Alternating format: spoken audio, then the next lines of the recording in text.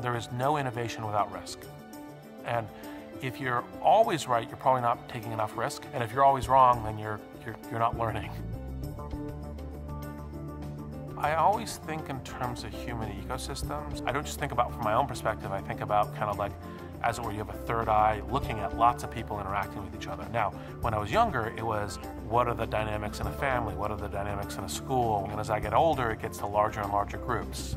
You know, the city, the society, the globe. And since that's where my attention has been, that's always been the stage in which I've wanted to create change, create actions. I liked technology, but for me, technology is a tool in terms of how do I help improve human ecosystems. And it just so happened to be that starting companies, building early stage technologies and so forth was the path to do that. The way that I do innovation and invention is somewhat different than the way many do it, which is I do an intersection of what I see as possible with technology with what I see changing in the world. And what I was noticing was both the way that careers and work landscapes were changing in terms of the fact that now you should analyze every individual's career as a business of themselves. Like the whole notion of, you know, how do you improve your skill set? How do you improve your economic prospects? Well, you have to self-drive that. And then the other one was technology changes, the internet.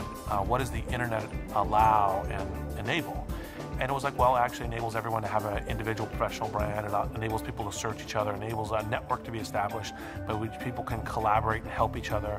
And this can all be done in a lightweight way that allows you to do your job and be more effective at doing your job while also having this network. And that intersection was the thing that allowed me to see LinkedIn. There's a key component to most good innovations and entrepreneurial companies, which is when they start, you should be contrarian. The majority of people should think, oh, that's kind of crazy, because you're building up to when the market changes in the right direction, that you're then there at the forefront when that market opens up. For example, in early stages of Google, search was considered to be a lost leader. It was considered to be not that valuable. Yahoo, AOL, etc. were priding themselves on how little people use search and how much they did other things as part of generating a media property. It was time on site, not directing people to other sites as a function. And yet, Google kind of went, oh, this is actually the valuable thing. This is the thing that we're going to be really good at. To be contrarian, you have to say, here are the theses about what I think is really valuable or will be really valuable at +1 years, +3 years, +5 years, that people don't realize yet. And they may not realize because they don't recognize how the web is changing, how mobile is changing, how technology landscape is changing, how customer demand is changing, something. And so for all of them, they don't see what this change is coming, but I do. And then that then becomes the hypothesis that you build your business towards.